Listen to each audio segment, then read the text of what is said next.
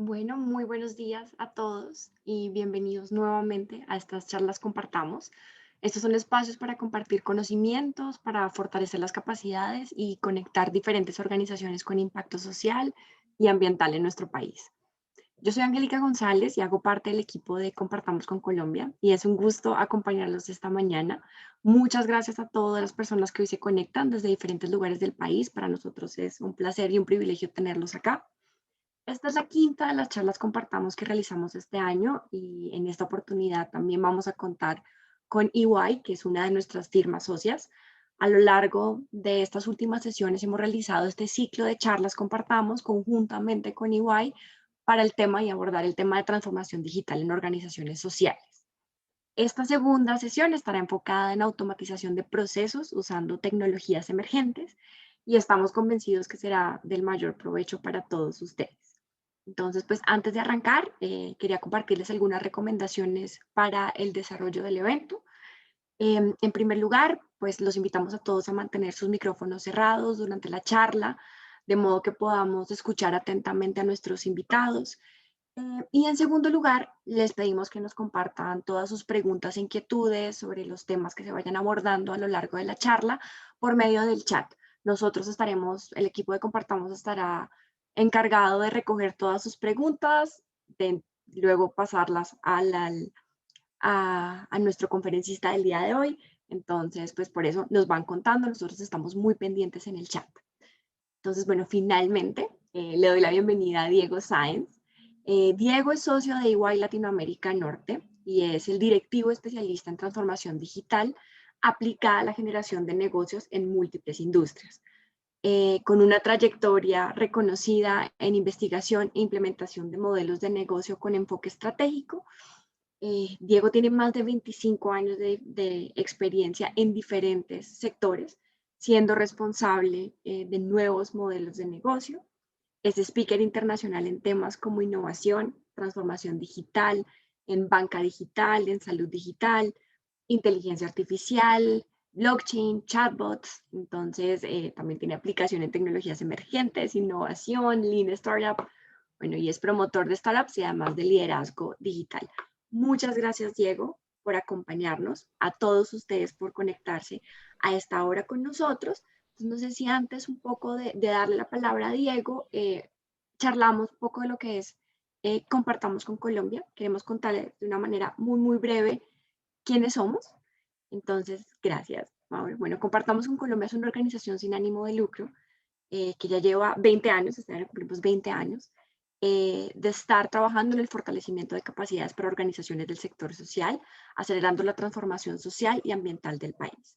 Estamos compuestos por 15 firmas de servicios profesionales, una de ellas, como les contaba, es EY, quien nos acompaña hoy, donde tenemos firmas en bancas de inversión, tenemos firmas también en consultoría estratégica, tenemos firmas en asesoría legal y procesos, y son las firmas quienes hacen parte del ADN de Compartamos y con quienes trabajamos de la mano para ofrecer los servicios que ofrecemos como asesorías. Entonces, si quieres, pasamos a la siguiente lámina, por favor, Mauro, donde están nuestras dos grandes líneas de acción. Entonces, con las firmas trabajamos de la mano en el fortalecimiento de capacidades para organizaciones del sector social, empresas privadas, líderes y comunidad en general.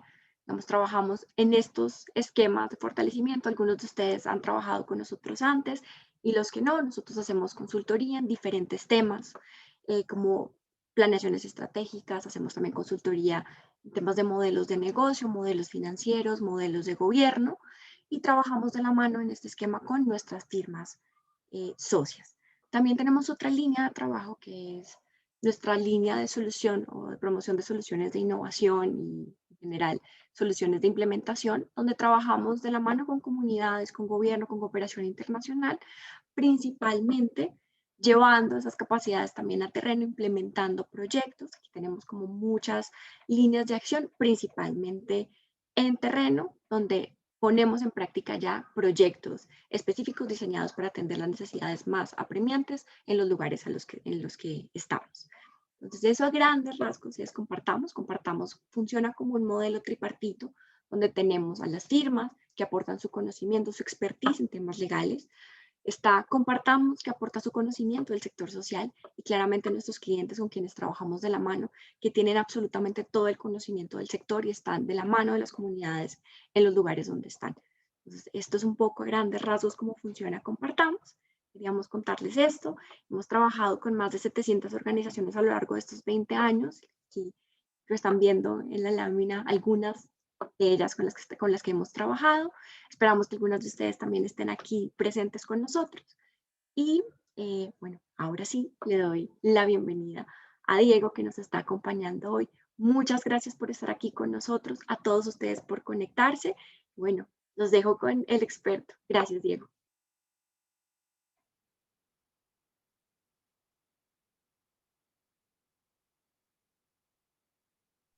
Diego, tienes Ya, el tienes el micrófono micrófono silenciado. apagado. Hubiera jurado que le iba a dado, que ya deben estar escuchándome, ¿cierto? Sí, ahora sí. Ok.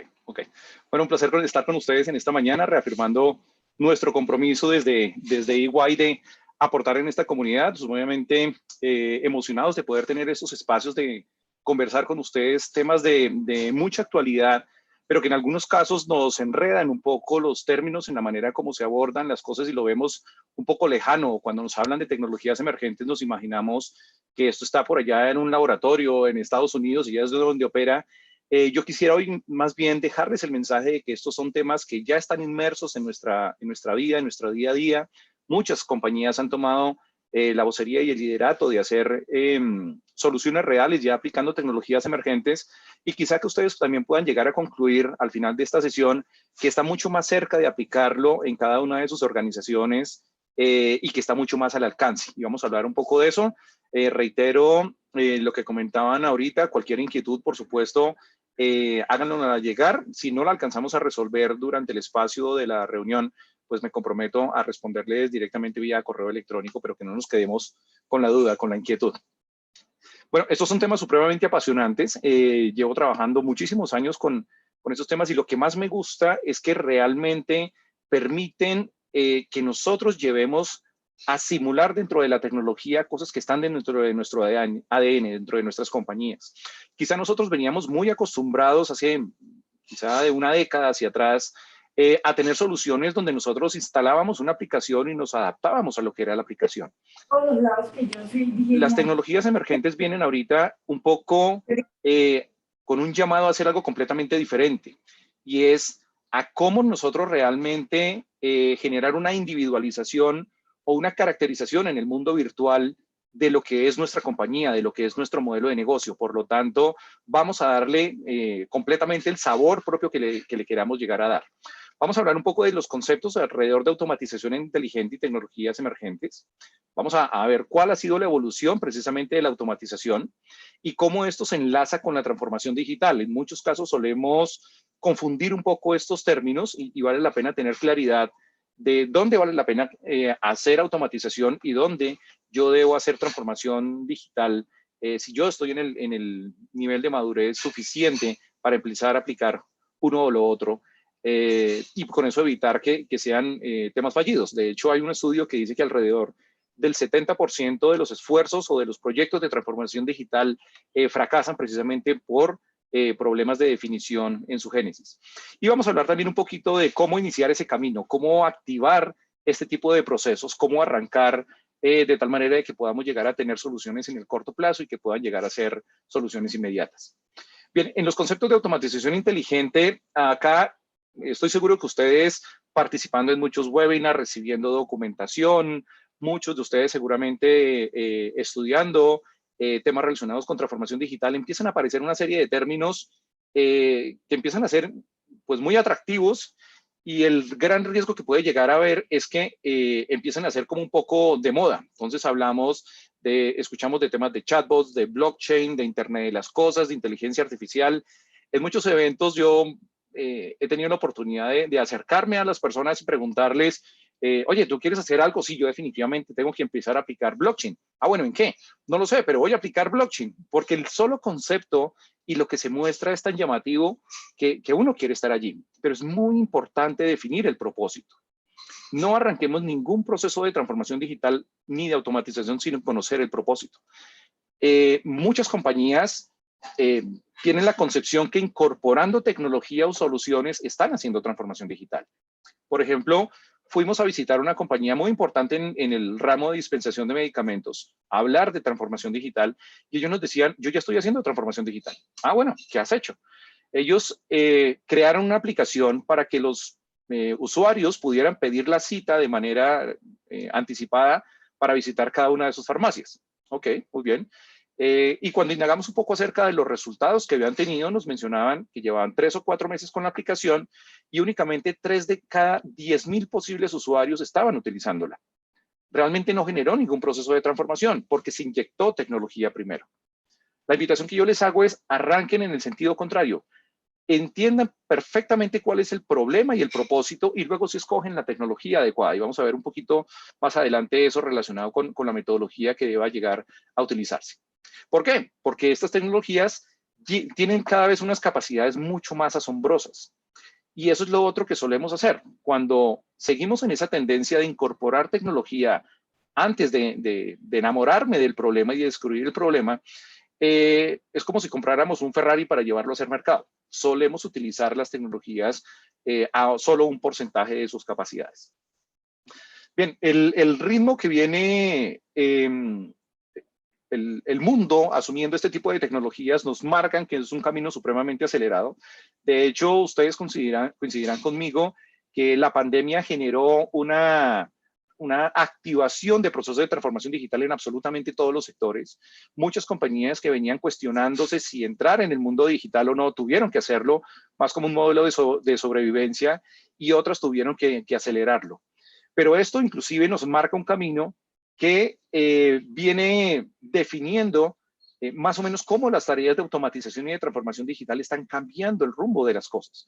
Todos los días salen nuevas aplicaciones, miles y miles de aplicaciones donde están automatizándose cada vez mucho más los procesos y cada vez están ejecutando más proyectos donde están buscando las eficiencias utilizando este tipo de herramientas. Eso, por supuesto, pone al mundo en unos desafíos completamente diferentes. Hay un artículo muy interesante que les invitaría a leer acerca de cuáles son los empleos que vienen a ser de alguna manera sustituidos por este tipo de tecnologías y es una realidad que lo podríamos ver como una amenaza, pero ese mismo artículo habla de cuáles son los nuevos empleos más atractivos del futuro donde estas tecnologías emergentes empiezan a ser aplicables. Por ejemplo, hay una corriente muy creciente de profesionales entrenándose en cómo entrenar robots con inteligencia artificial, cómo entrenar chatbots, y empiezan a ser un grupo de profesionales supremamente atractivos y demandados en el mercado. Entonces, este ritmo de evolución, por supuesto, nos va a cuestionar algunos empleos, seguramente operativos, de poco valor intelectual, llamémoslo así, sino más mecánico, que vienen a ser sustituidos por este tipo de máquinas, pero también una serie de nuevos empleos que asistidos por máquinas pueden hacer que las capacidades del ser humano se multipliquen de una manera supremamente impresionante o con unas escalas muy, muy amplias. ¿Okay? Acá quisiéramos sondear en un momento cómo ven ustedes el estado o las barreras principalmente alrededor de implementar herramientas digitales y de automatización. Y quisiéramos conocer un poco su opinión alrededor de esas 4 posibles respuestas. Ante las barreras que podrían llegar a existir en su compañía o en su entorno, que ustedes nos pudieran decir si esa principal barrera es no tener procesos estandarizados, no tener un proceso de innovación, restricciones de presupuesto o barreras culturales. Para esto los invito a los que están en un computador, pueden entrar a través de esta página www.menti.com y utilizar el código que está arriba, o podrían utilizar su celular para escanear este código QR y allá vemos esta encuesta. La vamos a hacer muy rápidamente. Los invitaría entonces a acceder, a regalarnos su respuesta y ya miramos un poco los resultados para sondear en la audiencia por dónde consideramos que hay esa principal barrera.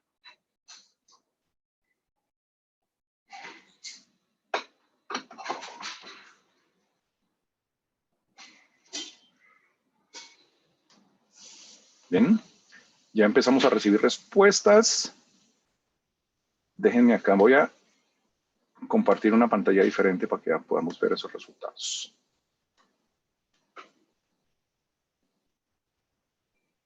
Ok. Esperemos 30 segundos más a ver qué otras opiniones nos llegan.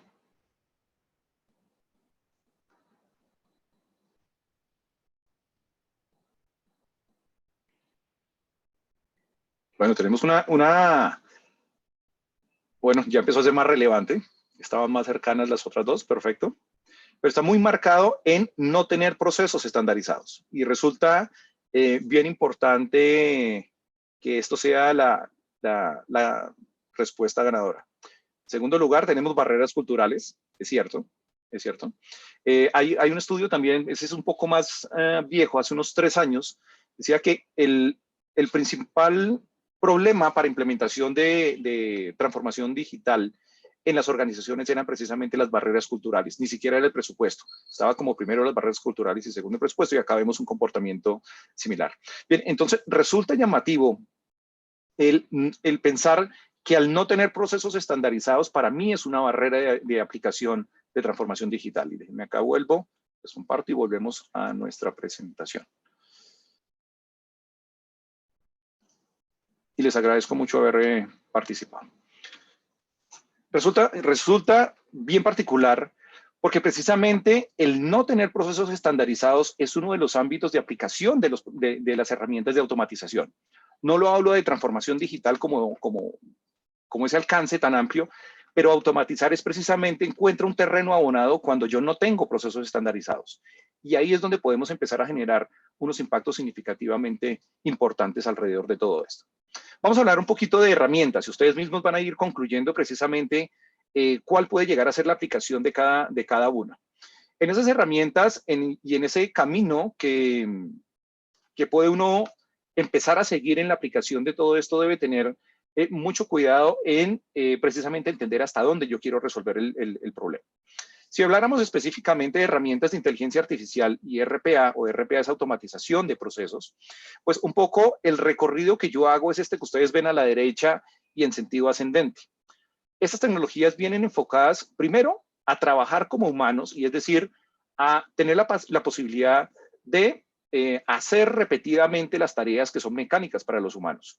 Entonces, si una persona está haciendo enfrente de su computador un proceso donde va, lee un dato, entra a una página, lo consulta, descarga eso, lo pega en otro lado, genera una consulta, con eso lo copia y saca el otro dato, y esto lo hace de manera repetitiva, herramientas como RPA están llamadas para hacer esto, que obviamente lo van a hacer en una fracción de segundo y con unas posibilidades de ejecutar miles de veces el proceso de manera rápida. Si seguimos escalando en los niveles de evolución, hay otras herramientas que vienen mucho más enfocadas a ver como humanos. Y esto ya involucra, perdón, inteligencia artificial. Y son herramientas que ustedes seguro ya han visto que a través de cámaras empiezan a identificar si la persona que está enfrente, por ejemplo, tiene un tapabocas, ahora está tan de moda esto, o le dan acceso a un edificio a partir de reconocimiento facial, o desbloquea su teléfono, o inclusive empezar a saber cuál es el género de la persona, algunas predicciones de cuál puede llegar a ser su edad, e inclusive, por ejemplo, hoy tenemos un componente que un robot entrevista a una persona a través de una videollamada, y durante la videollamada está haciendo un análisis de 55 rasgos de personalidad, dependiendo ya no solo de sus palabras, de su tono paraverbal, sino también de las expresiones que hace en su rostro. Y con eso puede determinar pues si esa persona es afín al cargo o no. Estos niveles han permitido, pues obviamente, activar muchas otras nuevas oportunidades de negocio y resolver desafíos también muy puntuales. Si seguimos evolucionando en la escala de las posibilidades con estas herramientas, lo siguiente sería pensar como humanos. Y eso ya tiene que ver con cómo a las herramientas yo le puedo entrenar una serie de reglas que hoy en día son decisiones básicas, llamémoslo así, que podemos tomar en algunos procesos muy específicos para hacer predicciones. Por ejemplo, acá podría volver a hacer referencia a este caso que les menciono del robot que puede llegar a hacer con una videollamada una entrevista, porque al final está recopilando todos esos datos y con un conjunto de reglas podría determinar si es el candidato adecuado o no. Y esas reglas han sido entrenados por psicólogos, sociólogos, etcétera, para que el robot pueda llegar a tener esas oportunidades de tomar esas conclusiones muy rápidamente. Entonces, en un proceso de reclutamiento, Antes el psicólogo tenía que entrevistar a 100 personas para sacar 5 candidatos. Ahora recibe, no sé, quizás los mejores 10 que vienen derivados de esta herramienta para hacer un análisis mucho más expedito y más concreto de los 5 candidatos que va a escoger. Y en la escala superior podríamos decir que las herramientas pueden llegar inclusive a aprender como humanos. Y esto ya es obviamente un proceso mucho más evolucionado, donde los robots, recogiendo mucha más información, tienen la capacidad de todos los días estar automejorando. Es un aprendizaje que puede ser asistido por humanos o puede que haya sido automático, pero tienen la capacidad de tomar ese tipo de decisiones.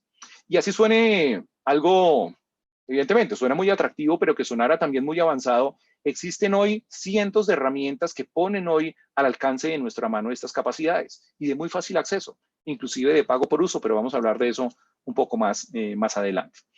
Bien, entonces, en ese conjunto de fichas de Lego que yo puedo llegar a tener para hacer diferentes cosas o soluciones, pues ya sabemos que podemos automatizar, podemos tener robots que hablan o entienden la voz humana, podemos tener modelos de aprendizaje, podemos tener modelos de visión y modelos de procesamiento del lenguaje natural. Y en ese sentido, hoy en día, por ejemplo, quería hacer un poco más de énfasis en cómo estas 3 tipos de herramientas se están vinculando para generar soluciones muy importantes alrededor de cambiar la experiencia de los usuarios y acelerar los procesos. Ahorita les voy a, espero el tiempo nos dé, vamos a ver un proceso muy particular donde sumamos varias de estas herramientas para resolver temas puntuales de una manera completamente diferencial. Bien, muchas de las compañías arrancan precisamente por RPA, que son herramientas muy sencillas. Hay un abanico de posibilidades, abanico de alternativas también de acceso en términos de precios y que me permiten automatizar de una manera muy sencilla, inclusive autónoma, son muy fáciles de operar, tareas repetitivas que se hacen en sistemas. Muchas compañías se enfrentan a los desafíos de poder pegar tecnologías. Por ejemplo, cuando se dispara la pandemia, el sector salud, pues, obviamente, tiene que reaccionar muy rápidamente a moverse a modelos de telemedicina y teleasistencia, y muchas soluciones y aplicaciones empezaron a ser muy populares. Se compraron estas soluciones, se podían hacer videollamadas, seguramente a ustedes les tocó, en que teníamos nuestra consulta de manera remota a través de una teleasistencia o telemedicina.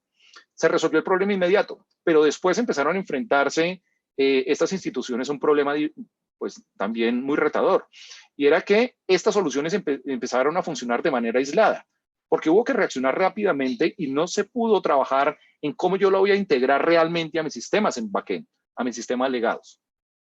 Los proyectos de integración suelen ser proyectos complejos. Seguramente ustedes se han enfrentado cuando compran una solución, cómo lo voy a pegar a mi sistema contable, a mi sistema de nómina, cómo lo voy a pegar a mi core, cómo lo pego a mi portal. Y eso empieza a ser todo un reto y inversiones siempre significativas. Ahí RPA puede llegar a ser una solución, por ejemplo.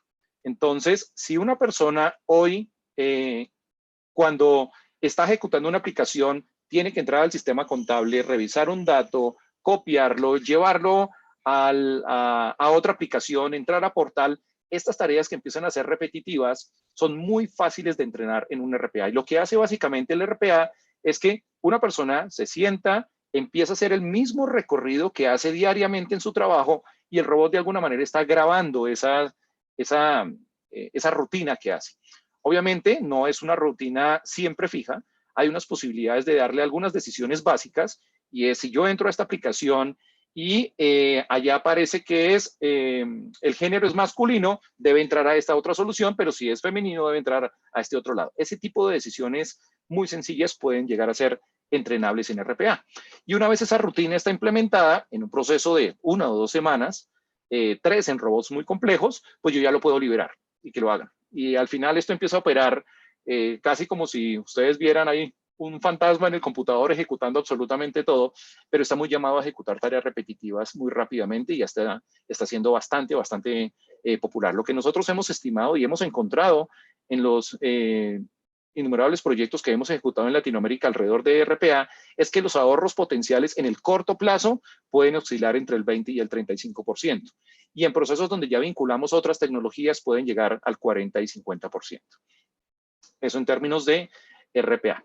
Ahora, los agentes virtuales, seguramente ustedes ya se han encontrado muchísimo con agentes virtuales, son muy populares, pero aquí ya hay un abanico de posibilidades. Tenemos asistentes virtuales en WhatsApp muy sencillos que de alguna manera funcionan casi como un IVR al teléfono, porque en WhatsApp, por ejemplo, te están preguntando, muy relacionado, por ejemplo, en sector salud. Bueno, quiero hacer una solicitud de una cita o agendar la vacuna, y las preguntas y respuestas y lecciones son muy del estilo: marca 1 si quieres agendar tu cita, 2 si quieres cancelarla, 3 si quieres, pero resultan ser muy sencillos. Esto no tiene inteligencia artificial, son un conjunto de reglas, pero proveen unas soluciones básicas muy importantes y muy rápidas. Además, son de muy bajo costo. Y la ventaja de haberlos habilitado en WhatsApp es que esto nos ayuda a contrarrestar esas posibles barreras de acceso que llegamos a tener. Ustedes saben perfectamente que hoy, con casi cualquier plan prepago o pospago, está vinculado en los operadores de celulares, está vinculado a WhatsApp. Por lo tanto, la posibilidad de llegar a todo el mundo es mucho más sencilla. Contrario con asistentes virtuales que ya involucran inteligencia artificial e interpretan lenguaje natural, donde la interacción ya no puede ser con el 1, 2, 3, sino que entienden lenguaje completamente abierto. Ahorita les voy a mostrar uno donde uno puede empezar a hablar equivocándose con errores de ortografía, y el robot tiene la capacidad de entender que esa persona se está equivocando, pero a la vez puede estar haciendo quizá un análisis de tono, una persona furiosa escribiéndole al asistente virtual porque tiene alguna complicación, y el asistente puede entender ese sentimiento y tratar inclusive de calmar a la persona. Oye, Diego, lamento haberte causado esa molestia, entiendo que estés molesto, vamos a ayudarte con la solución de esta manera. Y eso se involucra en una tecnología mayor, por supuesto, una complejidad también mayor en el momento de operar, pero también la experiencia que transmiten al usuario es fantástica. Y dentro de esos dos mundos, esos dos extremos, pues tenemos combinaciones en la mitad. Están muy llamados a generar procesos de cambio. Pero también debo decir que existen muchísimos ejemplos fallidos de asistentes virtuales que han salido al mercado. Conozco una compañía en particular que nos buscó porque en los últimos 5 meses había trabajado 3 diferentes proveedores de asistentes virtuales, y realmente el resultado había sido pésimo. Y eso tiene que ver precisamente con lo que les mencionaba anteriormente. Implementar un asistente virtual no es comprar una tecnología, involucrarla y liberarla. Es primero sentarse a entender cuáles son las necesidades del usuario y definir cuáles son esos journeys, esa experiencia que yo le quiero decir, y posteriormente empezar a entender el léxico con el que me habla el usuario. ¿Cómo le quiero hablar? ¿Le hablo de tú? ¿Le hablo de vos? ¿Le hablo de usted? ¿A qué tipo de poblaciones estoy llegando? ¿Cómo es el nivel cultural de esa población? ¿Le debo llegar con un lenguaje formal? ¿Le debo estar en capacidad de atender un lenguaje abierto o no? Y por eso vemos muchos ejemplos fallidos. Los invito a que hagan seguimiento de algunos agentes virtuales. En lo particular, cada vez que veo una página nueva con un asistente virtual, lo primero que le pregunto al asistente es: ¿en qué me puedes ayudar? Y es una de las preguntas más básicas que recurrentemente pueden hacer, y que desafortunadamente cuando se implementan son de las que más olvidan. Entonces, muchas veces el asistente virtual dice: lo siento, no te puedo ayudar con eso, no he sido entrenado para eso, me saca un mensaje de error, y eso quiere decir claramente que fue un proyecto más pensado en tecnología que en diseño de experiencia. Contrario a muchos otros que cuando le hacen una pregunta: ¿en qué me puedes ayudar? ¿Cómo me puedes aportar?, de una vez dice: puedo ayudarte en este canal con esto y esto y esto, desde cosas así básicas. E inclusive los asistentes virtuales, como quieren proveer una experiencia más personal e individualizada, deben tener cierta personalidad, déjenme decirlo así. Entonces, ustedes no se imaginan la cantidad de lenguaje obsceno, acoso sexual o lenguaje cotidiano abierto que reciben los asistentes virtuales hoy en día. Cuando nosotros implementamos este tipo de soluciones y luego vamos a ver qué es lo que nos han dicho los usuarios, es increíble lo que se puede recibir allí. Pero el asistente debe estar atento para recibir ese tipo de cosas. Con un banco muy importante con el que trabajé particularmente montando un asistente virtual, las personas empezaban a pedirle que le contaran chistes, y la experiencia y la calificación del canal era muy importante porque simplemente nosotros habíamos entrenado en el asistente 3, 4 chistes y era capaz de responderlos, pero eso genera una sorpresa muy importante. Obviamente no hay que dejar de lado los procesos de servicio tal como deben ser, pero el incorporarle ese tipo de personalidades ayuda muchísimo a que la experiencia del canal y el reuso del canal sea bien importante. Con otra compañía también en el sector de seguros que trabajamos, pues muy orgullosamente llegamos a unos indicadores en los cuales 97 de cada 100 llamadas ya eran atendidas por un robot. Únicamente 3 eran escaladas a un agente porque eran llamadas muy cotidianas, tenían que ver con un proceso de afiliación y con preguntas frecuentes. Pero el solo hecho de haberle incorporado esa personalidad al asistente virtual hacía que cada vez un mayor número de personas emigraran de las llamadas al asistente, con otras particularidades. Y es que cuando yo estoy llamando a un call center, evidentemente hay una capacidad limitada, hay un número de agentes atendiendo y muy seguramente me van a decir su tiempo de espera en la línea va a ser de 3 minutos, 6 minutos, 7 minutos, lo que sea. Eso no pasa en un asistente virtual, porque vas a poder abrir tantas sesiones como quieras.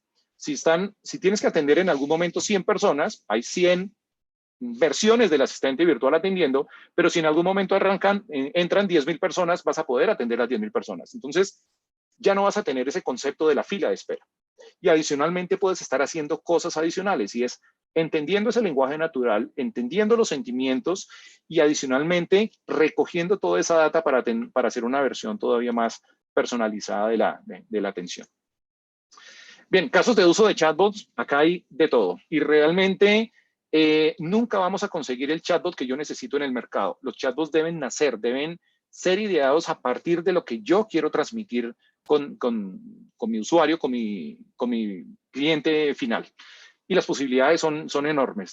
Cada vez que arrancamos o emprendemos un proyecto de asistente virtual con un cliente, entendemos la voz del cliente, nos sentamos precisamente con los usuarios, empezamos a escuchar, por ejemplo, cuáles son los tonos de las llamadas telefónicas, cuáles son los recorridos, qué es lo que más preguntan, y con eso ya empezamos a diseñar una serie de diálogos para llevar al asistente virtual.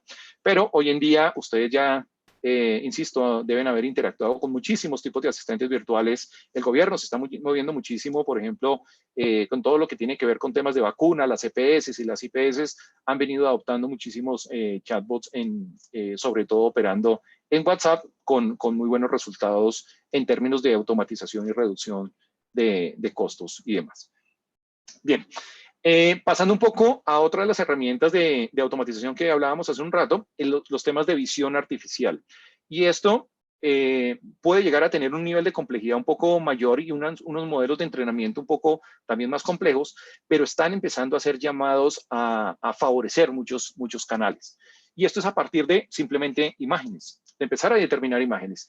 Y acá el reto siempre es cómo identificamos cuáles son los casos de uso de aplicación. Por ejemplo, para el sector transporte, en estos modelos de transporte masivo que conocemos en Colombia, ¿cómo vamos a utilizar las cámaras, por ejemplo, para determinar cuáles son las personas que se están saltando el torniquete? O cómo son esas personas que simulan pasar una tarjeta, pero están pasando por un lado o por debajo, y nos ayuden a detectar ese tipo de cosas. Como, por ejemplo, yo estoy hoy en día identificando a partir de una identificación visual en los cajeros electrónicos quién es la persona que llega a retirar el dinero. Y si yo siempre llego con mi tarjeta de débito, que la puede determinar el cajero a retirar, pues digamos que no hay ninguna regla que se levante, pero si alguien diferente llega con mi tarjeta de débito o con el mismo código de la banda a retirar, sí puede generar una alerta en el sistema de monitoreo de la entidad financiera.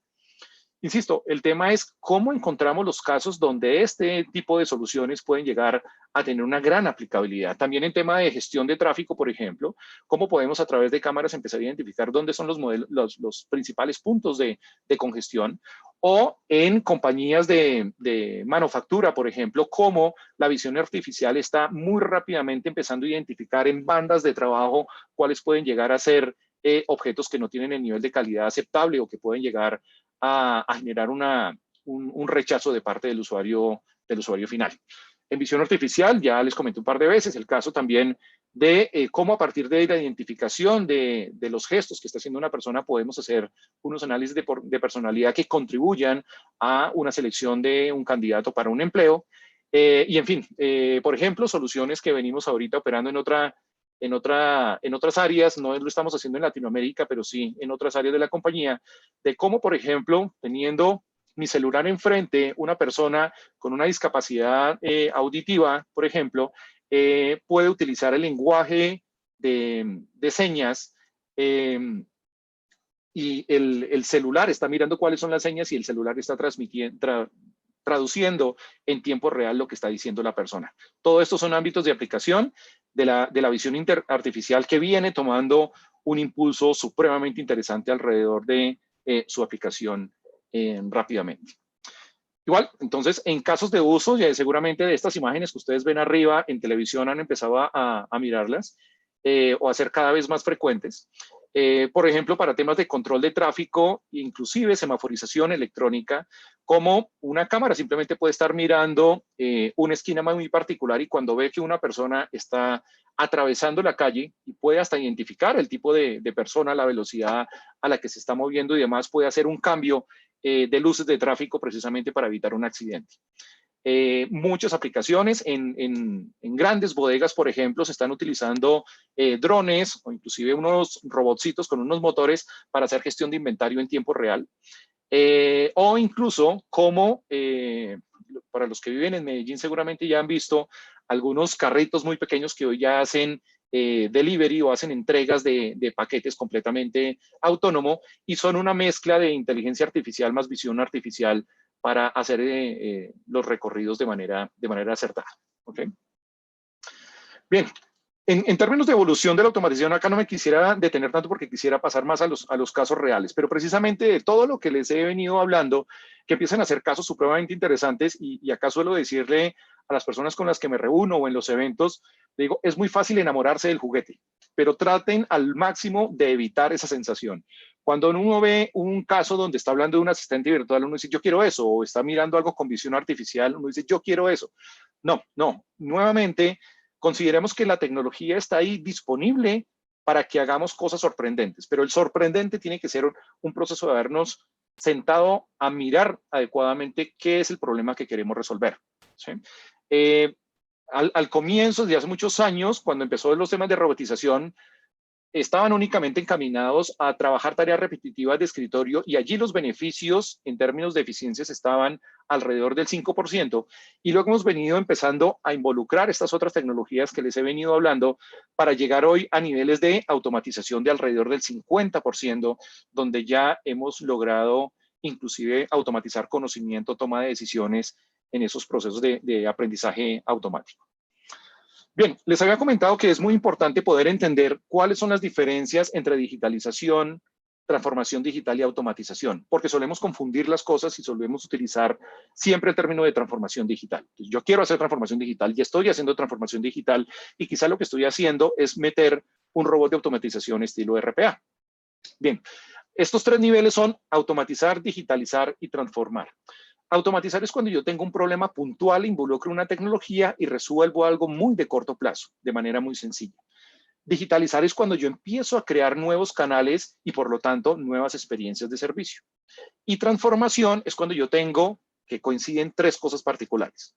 Una experiencia completamente nueva, un proceso de ejecución completamente nuevo y ojalá un nuevo modelo de negocios. Y acá les voy a dar un ejemplo que seguramente nos puede ayudar a entenderlo mejor, o el de transporte es mucho más fácil. A muchos de nosotros nos tocó hace mucho tiempo para solicitar un taxi, llamábamos y hablábamos con una persona. Después empezaron a implementarse los IVR. Entonces uno llamaba, ya le reconocía el número del teléfono, si quiere solicitar un taxi marque 1, le daba uno las placas y llegaba el taxi. Eso es automatizar. Se utilizó el mismo canal, había un proceso muy particular e involucramos una tecnología muy rápidamente para automatizar un proceso que antes hacía un humano. Pero después alguien se inventó aplicaciones estilo taxi. Entonces lo que hicimos fue crear un nuevo canal, porque ya no era el teléfono tradicional, sino que yo a través de una aplicación podía pedir el taxi y sumó alguna experiencia diferente. Yo ya podía saber quién me iba a recoger, el número de la placa, inclusive dónde venía. Eso es digitalizar. Pero otro día alguien se preguntó, ¿y por qué únicamente tienen que proveer el servicio a los taxis? ¿Y por qué no buscamos que personas que tengan su carro, su auto en casa sin utilizarlo puedan proveer también el servicio? Y creo un nuevo modelo de negocio alrededor de estas aplicaciones como Uber, como Didi, etcétera, etcétera. Y creo comunidades completamente diferentes. Eso ayuda a ejemplificar un poco cuáles son esos niveles de transformación. No quiere decir que uno sea mejor que otro. Lo importante es mirar al interior de nuestras organizaciones y entender cuál es el que yo necesito en este momento. Siempre vamos a tener, por supuesto, la perspectiva de largo plazo de yo quiero transformarme, quiero generar nuevas cosas, pero es muy importante recorrer un camino, el que ustedes ven a la derecha, en el que yo primero habilito capacidades digitales, luego hago soluciones digitales para finalmente ser digital. Y el ser digital no quiere decir involucrar tecnología. El ser digital tiene que ver es más con un mindset, en que la manera como yo diseño mis procesos, diseño mis diálogos, diseño mis comunicaciones, diseño mis plataformas, son con un enfoque digital. Es un concepto mucho más profundo, más difícil de llegar, por supuesto. Muchas organizaciones hacen esfuerzos impresionantes para llegar a hacerlo y de alguna manera las startups llegan mucho más rápidamente porque desde el momento cero tienen esa mentalidad en ser digital. Los invito a que piensen precisamente como startup, si es una organización mediana o grande, inclusive cómo ayudan a que culturalmente cada vez más personas dentro de la organización tengan esa mentalidad startup y no simplemente involucren tecnología en un concepto de transformación digital. Si requieren involucrar tecnología es porque están haciendo niveles de automatización y digitalización buscando beneficios de eficiencia muy rápidos. Bien, en ese camino hacia la transformación digital, ¿cuál es ese recorrido que debemos hacer? Yo soy un enamorado de la metodología Lean Startup, que tiene un concepto muy básico que ayuda a ejecutar las cosas muy rápidamente, pero ese concepto es, perdón, si voy a fallar, que falle rápido y barato. Eso quiere decir que en un proceso de 3, 4, 6 semanas, yo ya debo poder testear una idea y saber si es efectiva o no. Si no lo es, la siguiente, y si es, entonces yo cómo voy a empezar a escalar. Nosotros solemos utilizar este tipo de metodologías. Primero, hacemos un taller donde, y los invito a que lo hagan al interior de sus organizaciones, donde reunimos a todas las personas relevantes. Seguramente empezamos a hablar de cuáles son las tendencias de la industria, en esa industria en particular, qué está haciendo la competencia, qué hacen industrias afines, cuáles son esas industrias de las cuales queremos aprender temas de transformación digital y de alguna manera allí empezamos a definir qué es lo que queremos hacer en términos de usuario final, muy importante. Y luego viene un proceso que se llama diverger y converger. Empezamos a diverger y empezamos a generar una lista de iniciativas. ¿Cuáles son todos los problemas que nosotros tenemos hoy en día? Problemas, propósitos, objetivos. No hablamos de tecnología. Y seguramente nos sale una lista de 10, 12, 15. Y luego convergemos y escogemos uno. Es muy importante poner foco. Escogemos uno. Bueno, mi principal problema está en la atención a usuarios, una muy mala calificación de mis procesos de servicio. Ok. Luego volvemos a diverger y ahora sí hablamos de iniciativas tecnológicas u operativas. Entonces decimos, vamos a crear un chatbot, vamos a hacer un RPA, vamos a cambiar los modelos de comunicación y nos salen otras 15 iniciativas. Y volvemos y convergemos y nos casamos con una. Bueno, vamos a probar déjenme decirlo así, un asistente virtual para todos los procesos de peticiones, quejas y reclamos. Perfecto. Entonces yo ya sé que tengo un problema priorizado y una sola de las iniciativas priorizadas. No quiere decir que las demás no sean importantes, claro que lo son y van a ser parte de un roadmap, pero la que yo ya he priorizado es la que más impacto ya deba llegar a tener en el resultado. Y por lo tanto, es la que yo quiero testear. Y esto empieza a ser muy rápido. Yo debo pasar muy rápido a prototipar y testear. Entonces, con una solución muy sencilla, muy rápida, muy práctica, en 4 semanas yo debo tener la capacidad de reunir un conjunto de usuarios, liberar mi asistente virtual y validar cuál fue el resultado. Si mi resultado, que debe estar claramente definido, no fue el que yo esperaba, pues bueno, siguiente iniciativa, pero lo aclaré muy rápidamente. Y no me involucro en proyectos de 6 meses, de 8 meses, donde al final del proceso entendí que el resultado final no era lo que esperaba, sino que muy rápidamente lo ejecuto. Ahora, si mi resultado después de 4 semanas con ese grupo focal fue muy efectivo, a pesar de que sea una solución muy básica, ahí sí empiezo a escalar y a generar nuevas soluciones. Entonces, enriquezco mi asistente virtual, lo mando a otros canales, le coloco más funcionalidades, pero es una forma muy rápida de hacerlo. Miren el caso que les comentaba de este dispensador de medicamentos, si lo hubiera hecho en ese sentido. Si esa persona hace una solución muy pequeña, coge un grupo de usuarios, un par de farmacias y hace la prueba, seguramente hubiera entendido en 4 semanas que su producto no iba a tener el impacto requerido y hubiera tenido la posibilidad de modificarlo muy rápidamente y en ese horizonte de 4 meses ya tendría una solución que no estarían utilizando 3 de cada 10,000 pacientes, sino seguramente al menos un 20% de ellos. Bien, Una vez esas ideas son definidas, cuando ustedes tienen las ideas entre manos con un propósito muy bien definido, tienen que ser 3 viabilidades para poder llegar a esos prototipos y ese testeo. Una realidad técnica, y es que este tipo de tecnologías realmente se puedan implementar en la infraestructura de ustedes, en la infraestructura que tienen hoy en día. Ahí la muy buena noticia es que cada vez estas tecnologías son mucho más asequibles. No requieren unas infraestructuras muy fuertes porque son utilizadas en la nube y de alguna manera la forma de utilizarlas ya no depende tanto de nuestra infraestructura. Por supuesto, va a haber un reto importante que les comentaba anteriormente y es cómo voy a conectar yo esas plataformas a mis sistemas legados. Bien, viabilidad técnica. Lo segundo es la viabilidad de negocio y es realmente lo que yo estoy proponiendo me va a resolver el problema. Y acá tenemos que sumarle una cantidad de arandelas. Y es, en muchos casos voy a utilizar, por ejemplo, la información del usuario. También tengo que mirar esa viabilidad legal. Yo puedo utilizar esa data, dónde va a estar residente, tengo los permisos para utilizarla, cuál es la calidad de mis datos. Ese tipo de preguntas nos van a ayudar a mirar si el negocio realmente es aplicable, es generable y además me provee alguna innovación. Y la tercera viabilidad que deben ejecutar es la viabilidad financiera. ¿Qué tan apropiado es hacerlo? Si yo voy a montar esto, pues definitivamente debo tener un retorno mínimo de 5x. Es decir, por cada peso que yo invierta debería tener un retorno alrededor de 5 veces. Y no hablo solamente de retorno financiero. Es muy importante definir cuáles son los KPIs que yo voy a definir, porque el retorno puede estar determinado en calificación de usuario, en capacidad de cobertura, en llegar a muchas más entidades, en reducir barreras de acceso. Eso es muy importante que lo podamos llegar a tener absolutamente claro. Uniendo todos estos conceptos, quiero tomarme los últimos minutos para, antes de ir a responder preguntas de ustedes, para ir a mostrarles un caso real. Me lo busco yo acá.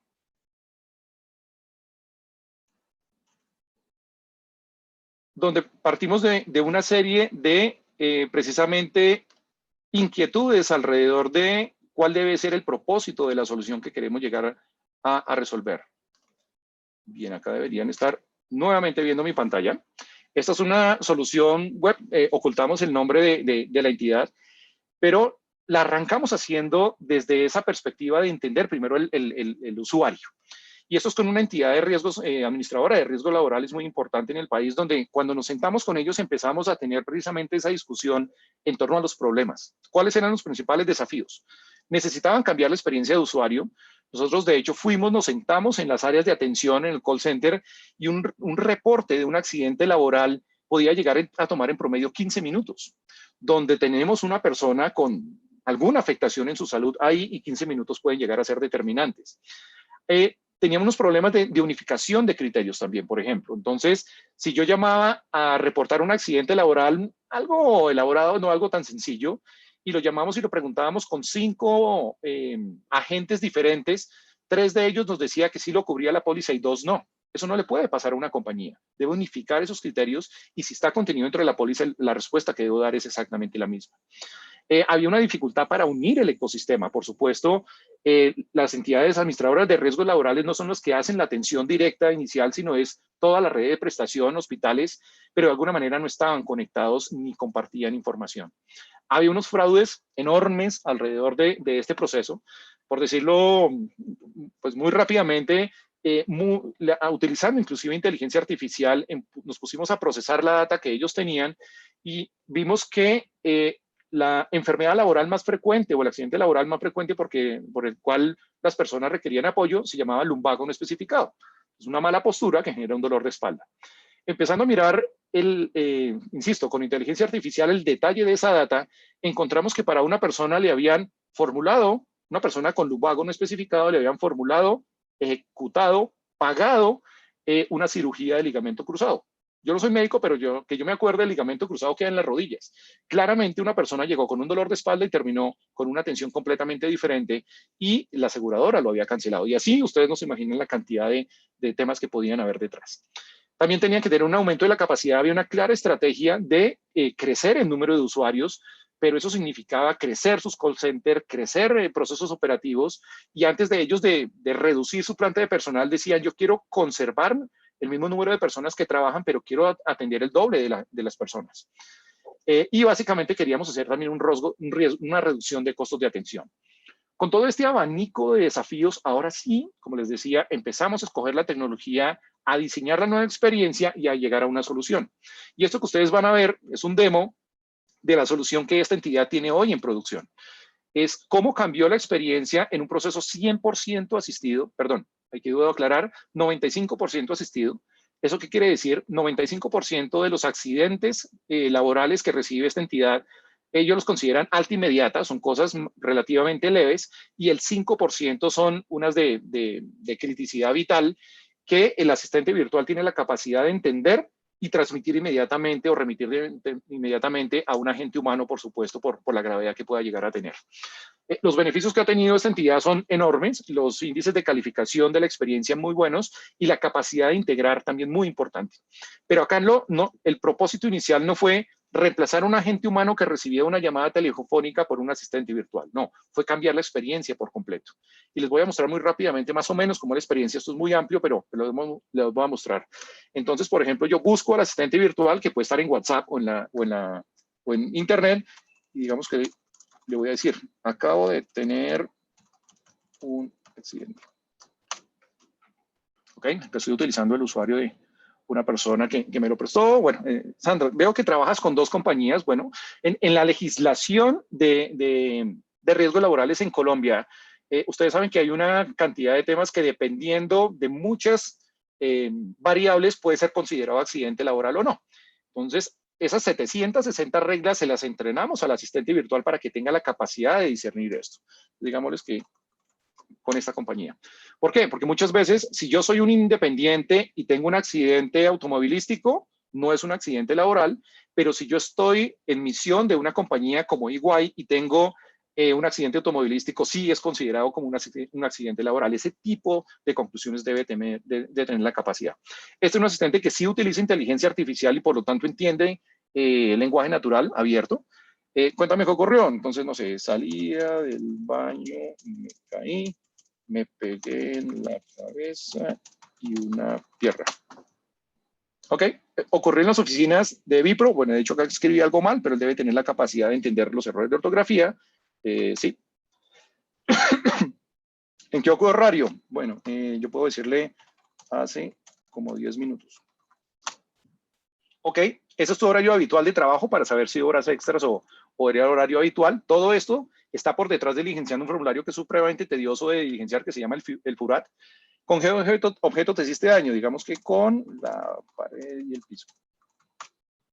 Ok. ¿Estás ubicado en Bogotá? ¿Esto es correcto? Sí. De una vez me está direccionando a la clínica prestadora y me está diciendo que este es el mapa de las clínicas donde me podrían llegar a atender. Yo podría llegar a elegir en el sector donde yo estoy cuál podría llegar a quedarme mucho más cercana. ¿Sí? Entonces, perfecto. Pero yo le puedo dar además preferencias y me dice cuál es el tiempo de espera que hay en cada una de las clínicas. Digamos que voy a ir a la clínica Los Nogales. Entonces el asistente está remitiendo un correo en este momento de una vez avisando del siniestro, comentando que va a llegar allí una persona y cuál es el diagnóstico. ¿Puedes trasladarse a esa clínica? Digámosle que no. No me puedo mover y estoy solo. Ok, no hay problema, estoy gestionando un transporte, tu dirección actual es, acá tomo la dirección, listo, y me pidió un taxi. Dependiendo de la gravedad del incidente, puede llegar a pedirme inclusive una ambulancia. En este momento, el asistente virtual, en algún proceso que, como les decía, se demoraba 15 minutos haciéndolo por teléfono, ya lo que hizo fue entender el diagnóstico, compararlo históricamente, validar si el usuario está afiliado o no y direccionarlo a una clínica. ¿Sí? Y en unos minutos me va a llegar un mensaje de texto al celular donde ya el transporte ha llegado. Si se dan cuenta, cambió la experiencia completo. Esto, como les digo, tiene toda una incidencia mucho más grande. Yo después de salir de la clínica, si me ordenan terapias a través de este asistente, inclusive yo podría agendar las terapias y demás. Pero lo que quería mostrarles es, acá ustedes ven un concepto de experiencia completamente diferente, con unos niveles de calificación de experiencia muy, muy altos. Y lo que tenemos por detrás es un asistente virtual, inteligencia artificial, análisis de tono para entender cuál es la emoción de la persona en este momento y RPAs para que se comunique con, por ejemplo, la plataforma que solicita el taxi o que se comunique con un correo electrónico para remitirle en este momento a la entidad prestadora de atención, a la clínica Los Nogales, va a decir, mira, ya va a llegar Diego Sáenz con un golpe en la cabeza y en una pierna derivado de un accidente que tuvo, y de una vez los procesos de atención cuando yo llegue a la clínica van a ser mucho más rápidos. Me encantaría poder quedarme mostrándoles todo el flujo que se diseñó, pero es más una invitación a la utilización de este tipo de herramientas, por supuesto, a que las sientan cercanas. Los procesos de acceder en términos financieros hoy en día son mucho más económicos que hace siquiera 3 años, y la manera de utilizarlos inclusive es por servicio. Muchos de estos asistentes virtuales, por ejemplo, en la medida que tú los usas es que pagas, pero ya no son unas grandes inversiones para implementación. Por lo tanto, vayan al interior de sus compañías, definan desafíos, definan la experiencia que quieren empezar a dar, y ahí sí empiecen a buscar la tecnología adecuada para implementarlo. No sé, Angélica, Mauricio, si tenemos espacio para responder quizá un par de preguntas.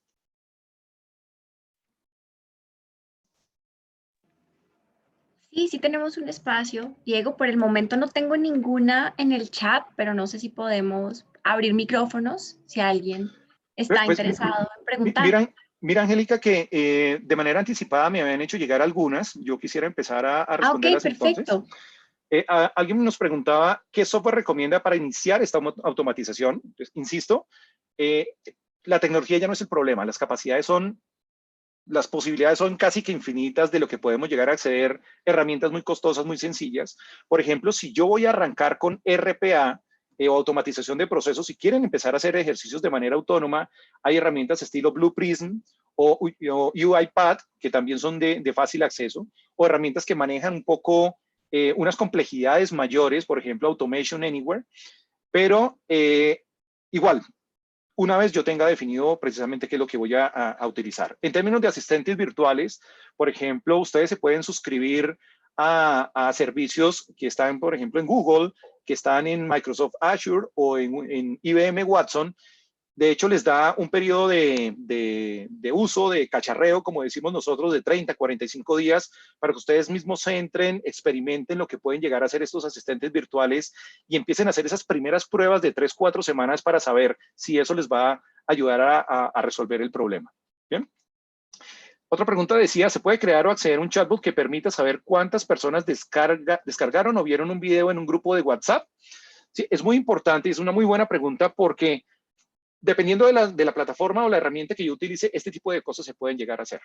Cuando uno utiliza un canal como WhatsApp, evidentemente no es un canal en el cual nosotros tenemos la autonomía de ejecutar cosas, sino que dependemos de las capacidades de WhatsApp.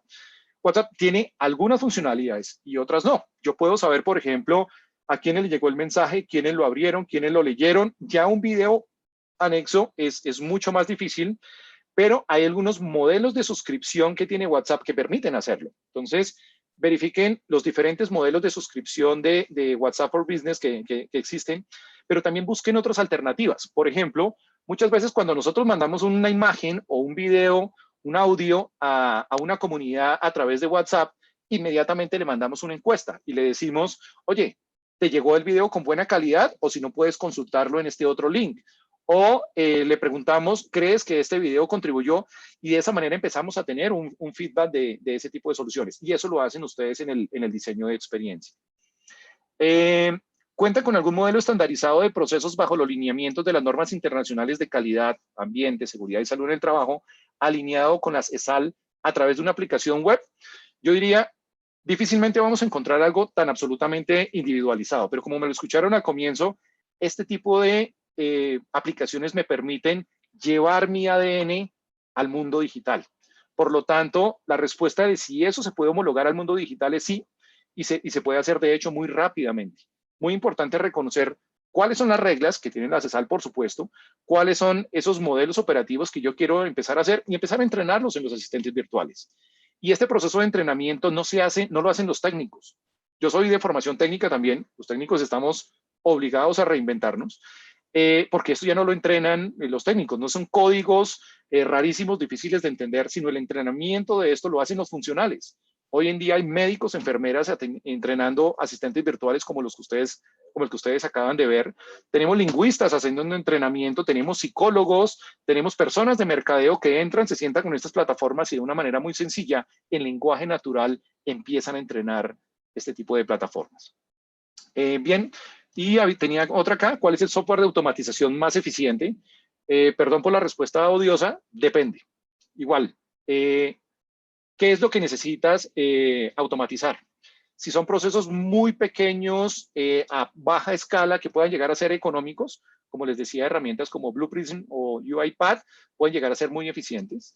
Si ya es un proceso mucho más elaborado, complejo, donde intervienen sistemas que pueden llegar a tener algunas limitaciones de acceso o mucho más robustos como SAP, pues seguramente un Automation Anywhere puede llegar a generar un impacto mucho más significativo.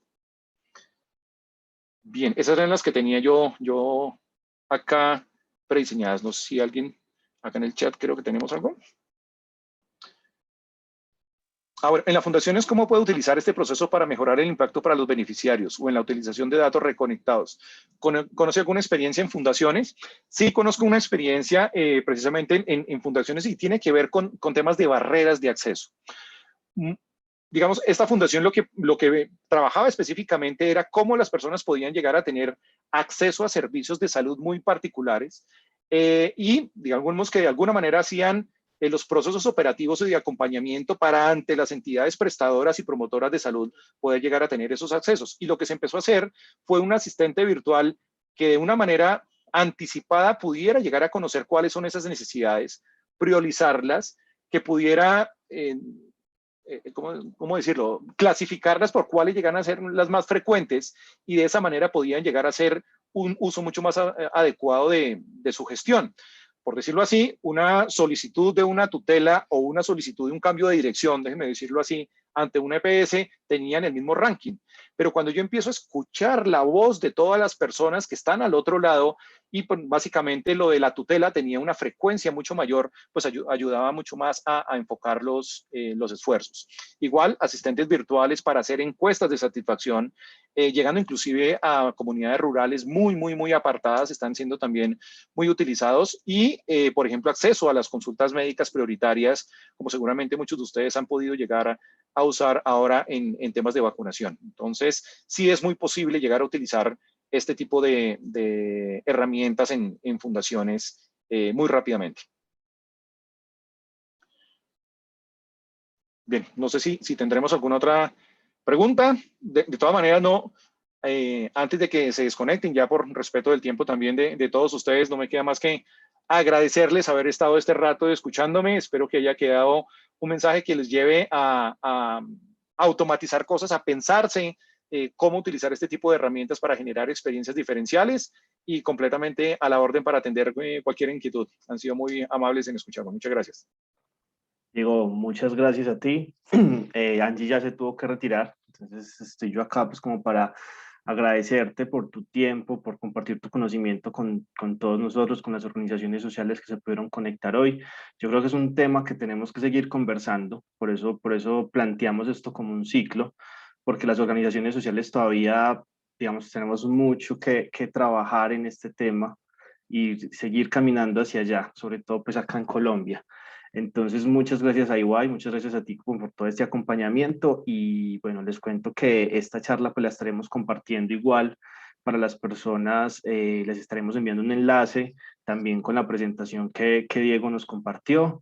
Gracias a todos por conectarse y los invitamos a estar muy pendientes de próximos espacios como este.